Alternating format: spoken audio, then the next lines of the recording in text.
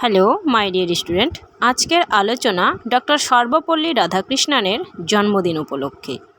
বইয়ের তাৎপর্য হলো আমাদের সংস্কৃতির মধ্যে সেতু নির্মাণ করা। জন্ম: ডক্টর সর্বপল্লী রাধাকৃষ্ণন ছিলেন একজন বিখ্যাত ভারতীয় শিক্ষক, দার্শনিক এবং রাজনীতিবিদ। তিনি 1888 সালে 5ই সেপ্টেম্বর মাদ্রাজ প্রেসিডেন্সি তিরুটাট্টি শহরে একটি দরিদ্র ব্রাহ্মণ পরিবারে জন্মগ্রহণ করেন। বংশ পরিচয়: ডক্টর সর্বপল্লী রাধাকৃষ্ণনের পিতা ছিলেন শ্রী এস বিরসা মিয়া এবং মাতার নাম ছিল শ্রীমতী সীতাম্মা। তিনি ছিলেন পিতামাতার দ্বিতীয় সন্তান। শিক্ষা: ডক্টর সর্বপল্লী রাধাকৃষ্ণন ছাত্র জীবনে খুবই মেধাবী ছিলেন। তিনি দর্শনশাস্ত্রে গভীর জ্ঞান অর্জন করেন। কলকাতা বিশ্ববিদ্যালয়ের অধ্যাপক হিসাবে কাজ করেছিলেন। তিনি মনে করতেন শিক্ষকদের দেশের সেরা মনের হওয়া উচিত।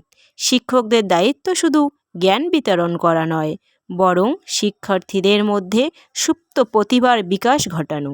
তার লেখা বই হল ইন্ডিয়ান ফিলোসফি এবং the Hindu view of life.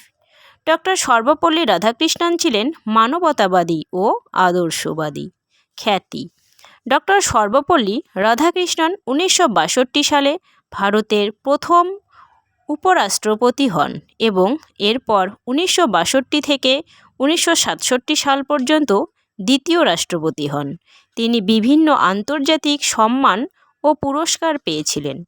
1954 সালে ভারতের সর্বোচ্চ ভারতরত্ন পুরস্কার, সাহিত্য একাডেমি, ফেলোশিপ সহ আরও অনেক সম্মান অর্জন করেন।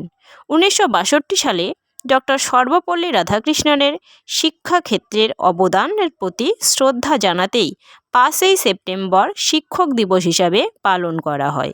শিক্ষক দিবসের মাধ্যমে শিক্ষকদের প্রতি শ্রদ্ধা জানানো হয়, যা তার শিক্ষা ও দর্শনের প্রতি গভীর ভালোবাসার প্রতিফলন। মৃত্যু: ডক্টর সর্বপল্লী রাধাকৃষ্ণনের মৃত্যু হয়েছিল 16 এপ্রিল 1975 সালে।